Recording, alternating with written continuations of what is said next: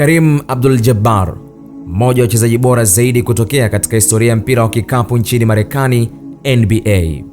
Taarifa zake zinaendelea kuvuta hisia za wengi kutokana na uamuzi wake wa kijasiri wa kubadili dini na jina, safari aliyoanza akiwa na umri wa miaka 24.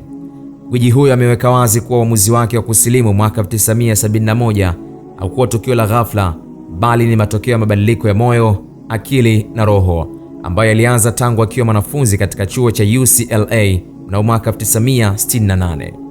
Karim Abdul-Jabbar ametaja mambo manne yaliyomsukuma kuingia katika Uislamu.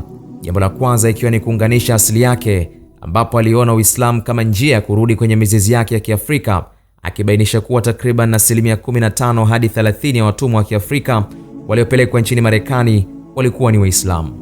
Jambo lingine ikiwa ni kukataa ubaguzi wa kimfumo. Akiwa amelelewa katika kanisa Katoliki, alianza kukatishwa tamaa na kile alichokiita uhalali wa kihistoria wa utumwa na ukandamizaji kwa watu weusi. Ushawishi wa Malcolm X kupitia kitabu chake cha maisha ya Malcolm X ni miongoni mwa hatua muhimu iliyomfanya aone namna imani inavyoweza kusaidia kupigania haki za jamii. Kubadili jina lake kutoka Lou Alcindor kwenda Karim Abdul-Jabbar ilikuwa ni hatua ya kukataa ukoo wa mmiliki wa mashamba ya Kifaransa aliyowamiliki mababu zake. Kwa Karim Abdul-Jabbar, Uislamu si imani ya kinadharia tu, bali ni mfumo mzima wa maisha yake. Anasema imani hiyo imempa dira ya maadili iliyomsaidia kuacha mambo yasiyo na msingi na kupata amani ya ndani pamoja na kujiheshimu. Kama alivyosema mwenyewe, nimegundua kupitia imani yangu ya kuwa imenipa mwongozo wa kupima kila kitu. Imekuwa ni jambo la ajabu.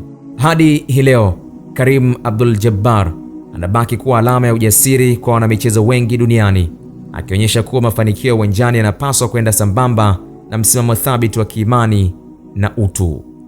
Khalid Omar, Kishki TV. Kishki TV, nuru ya dini yako.